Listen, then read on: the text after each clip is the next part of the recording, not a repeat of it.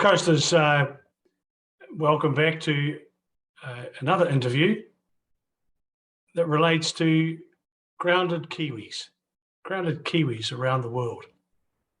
And we're all starting to realise just what a huge problem it actually is. I mean, most of us probably didn't know.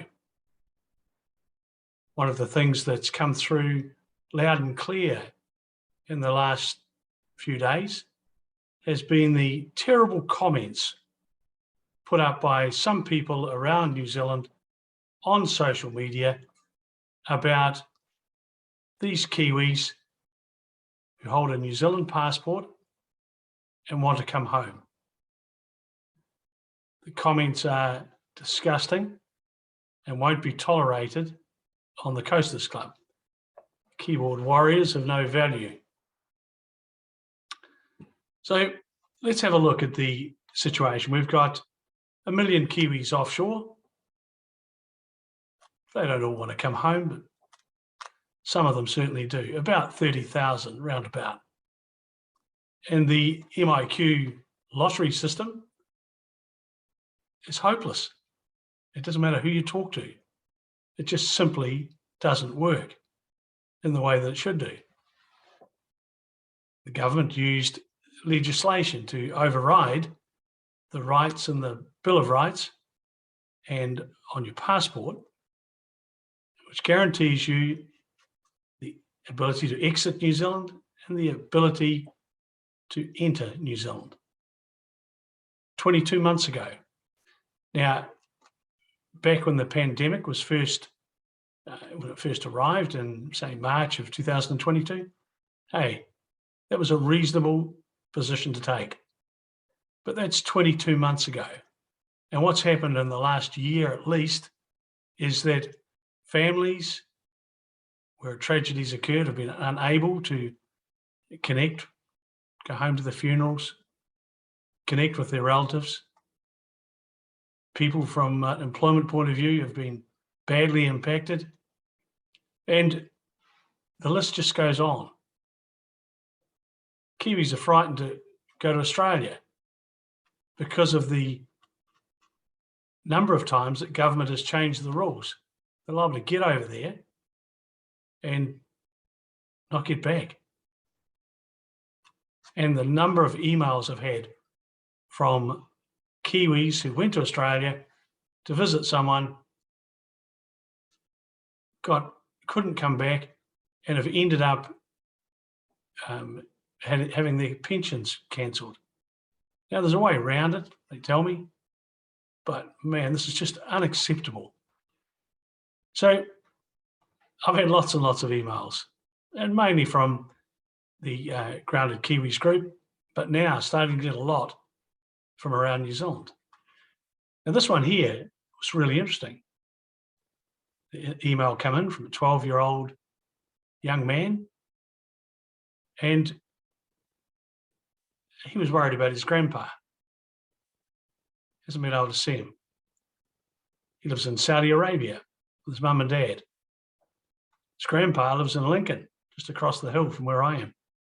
And he's had reconstructive surgery done on his hand. I put a photo up at the end to show you. It's quite interesting. So I thought, I wonder if I could get Teddy Dunn and perhaps his mum to appear on the show here to talk about what it's like in Saudi Arabia, what the issues are that they've had, and perhaps look at things from a young man's perspective. Let's have a talk to him. Well, Coasters, believe it or not, we're connected into Saudi Arabia. And we have two guests on tonight. We've got Teddy on the left-hand side. Teddy, how old are you? Good.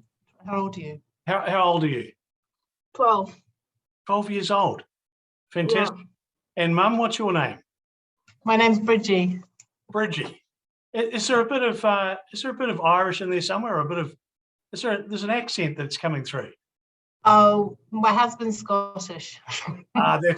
That's where Teddy's got it from. I'm sitting there thinking, I'm picking this up. I'm just not sure what it is. Now, Teddy, tell me, 12 years old, what do you do on a day-to-day basis in Saudi Arabia? Do you still go to school? No, but it's all online here, so that's the problem as well. We keep on getting promised we're in, but we're not getting in. How's your grandpa? Good. He's recovering. It's really interesting. You sent me the photo of his hand and wow, that's a massive bandage on it. Yeah, it's being reconstructed. Well, which is pretty good. When you know quite a bit about the quarantine system. Yeah. Has it been frustrating?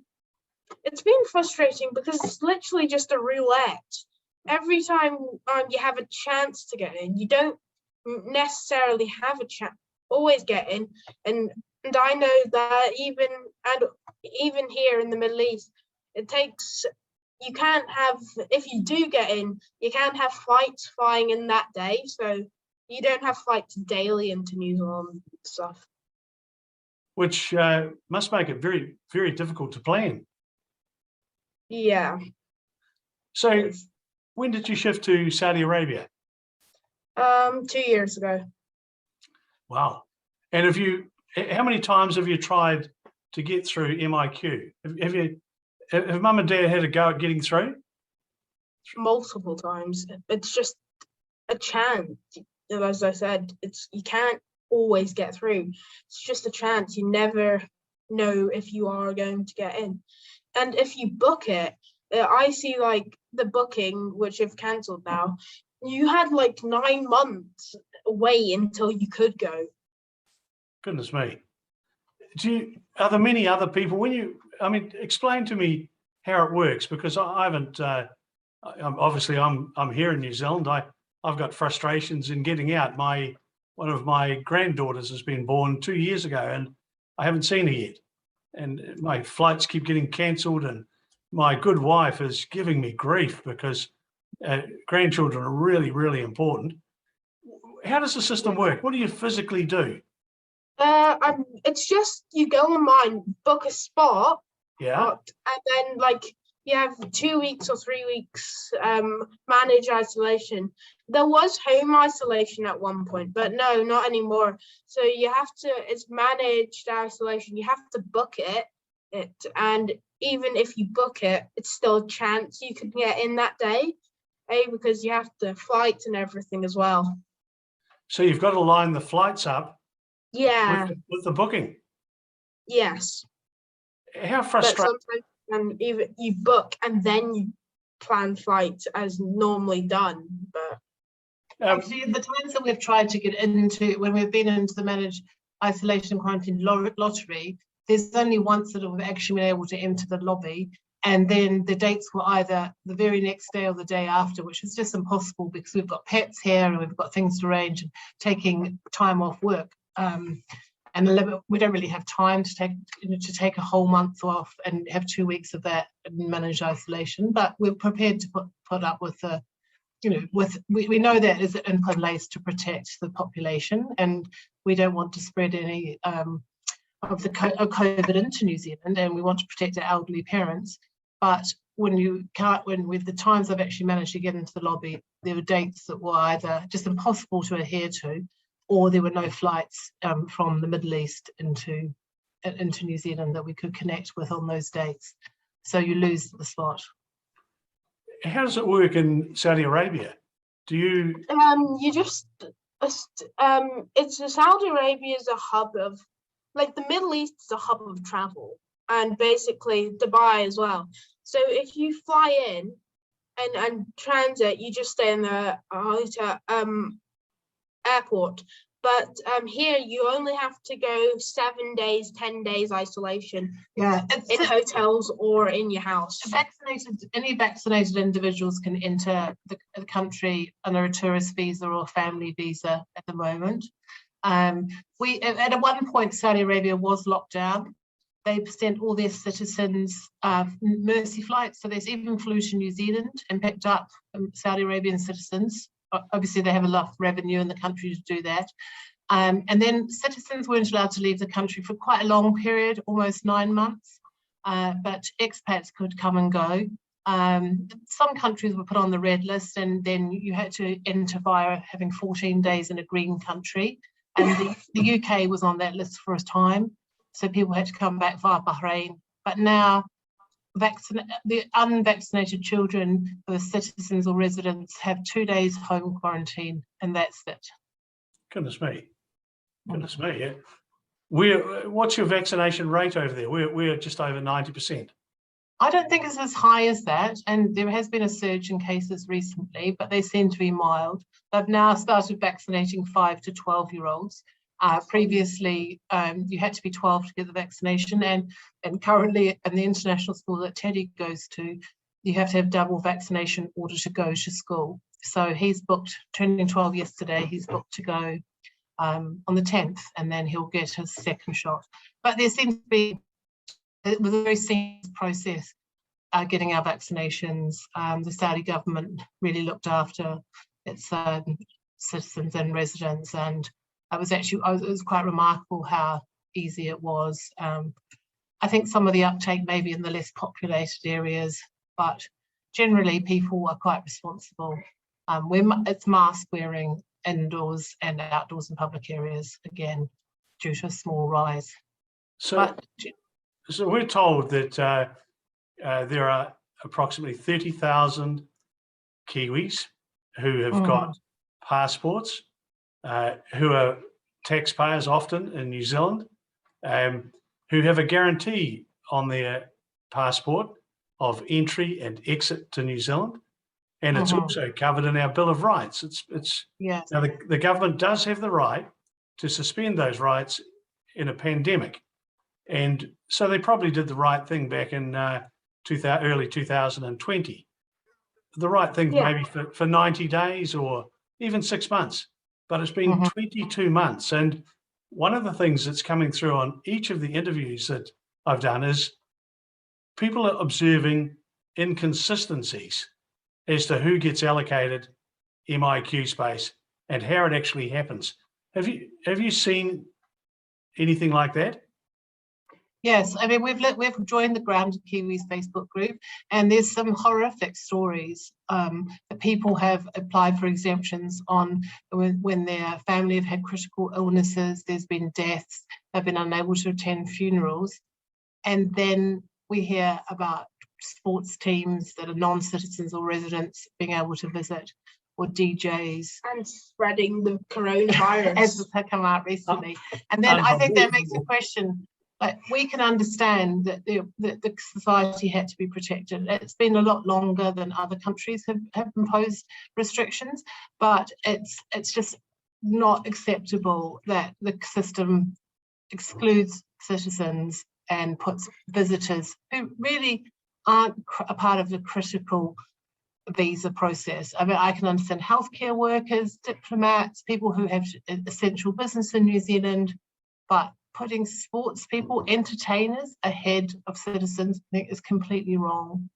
I think you'll find that the vast majority of New Zealanders feel exactly the same way. And so the key is to keep going out, telling our stories, trying to influence the politicians, because unfortunately we're in a situation where our government has ultimate control because of its the number of seats that it has in Parliament, and it can basically do what it likes at present. But governments come and go, as you know. Teddy, have you got any questions of me? No, not really. Oh, come on. No, you can do it. Look, when was the last time you were in New Zealand? You must have been very small. No.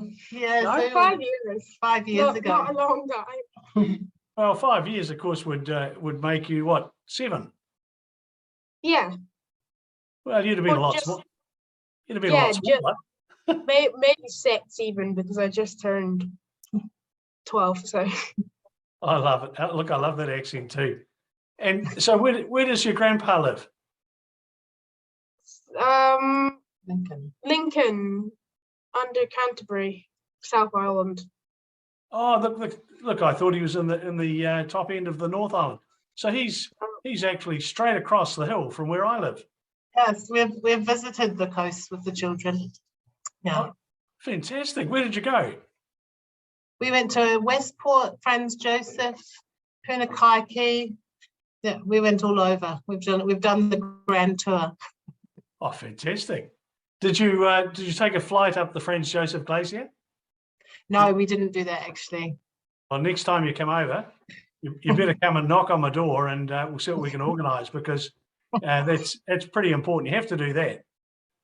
And Teddy can hang out the side of the helicopter and look at deer, and you could be a real coaster, mate. You can. I've done a lot of stupid stuff.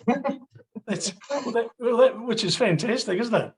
So what else can I tell you? I mean, you've been great. I understand where you're coming from. Look, I think your grandpa would be very, very proud of you. You're and this I can tell you that this interview, we often have them seen up to 300,000 times in a 7-day period, because it'll go out to our database, and it goes on our Facebook page and our YouTube channel and all that sort of thing. And so it's quite possible you'll go to school and someone will say, "I know you." 5 minutes of fame. This could be the big chance. 5 minutes of fame, exactly. Yes. Well, thank you very much. And we just hope that all the Kiwis who want to connect with families can get back to New Zealand, and all those in New Zealand who need to connect with their families overseas are able to leave and come back, and just, give them a hug, really, because that's all we'd love to do. Oh, look, that's fantastic. And what I can tell you is that, look, we're in the middle of a drought here. We've had 7 days in a row of fine weather. Now on the coast, and today it was 28 degrees. It was so hot out there. And so we're in the middle of this wonderful weather. And I can see Teddy looking and thinking, oh, 28 degrees. Look, I don't recall. Yeah, it gets up to 50 here. So no, that's not, does it really? Yeah. Yeah, it gets down to probably 10 here normally in the night. So the coldest here. I couldn't work in 50. I struggled today in 28. Yeah. The air conditioning is the answer. AC is the answer. Well, look, I can absolutely assure you that the general population, coasters and Kiwis around the world, care. They really care about you people. They care about the problems that you're having traveling, and we're going to push to do something about it. We're only just the people, but the people have the power. And I want to thank you so much for joining us tonight. And Teddy, you're an absolute star. Absolute star. I love the accent, and it's very clear to me that you're a very intelligent young man. I say some words in a Kiwi accent, and some words in a Scottish accent. So it's always confusing to people where I'm from. I think you're going to be very. Lots of people think I'm Australian or something. Oh, don't say that. Stop that, lad. He's goodness me.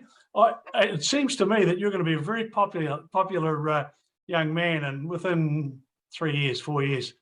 But look, guys, thank you so much. Have a great night, and it's actually morning over there, isn't it?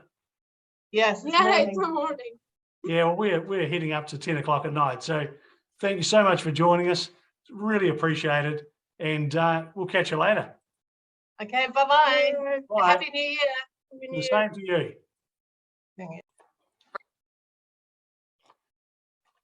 Well, coasters worldwide, what did you think of that? What an articulate young man Teddy Dunn is. What an interesting interview. And he set out how complex it is to get through the lottery system of MIQ coming into New Zealand, how different it is in Saudi Arabia. And his mum went through all of the bits and pieces and was easy to follow. Now, he talked a lot about his grandpa, who lives in Lincoln. Now, of course, that's just over the hill from where we are. And he's had a tendon reconstructed. And Teddy sent me through a photo. So, Grandpa, if you get to watch this, this is your arm. And that great big thing on the end, they're clearly doing something with it. And we wish you the absolute best in your recovery. And to Teddy and his mum, thank you so much for joining us tonight. It was an absolute pleasure. What a lovely smile the young man's got, and bright as a button, absolutely. But what it does point out, it's another series of people that are impacted by the MIQ system, the lottery system that we have in New Zealand. There are people that want to come home just to visit someone who's recovering, like Grandpa here. There are people who want to come home because of a tragedy. People who want to come home and stay. And there's 30,000 people out there. Let's face it, if 3 people were trapped in a country somewhere, we'd send a plane. We'd go and get them out. And so we should, because they're New Zealanders and they're protected by our passport. And it's democracy and it's everything that we all believe in. And yet, people like Teddy, his mum, they can't come and see Grandpa. It's just too complicated. It's going to take a month out of their life. And you know what? I suspect the world will change very rapidly. And I would hope that New Zealand changes with it. There we go, folks. Hey, have a great night. And I've got to say, this is one I really enjoyed. Lots more to come. Catch you later.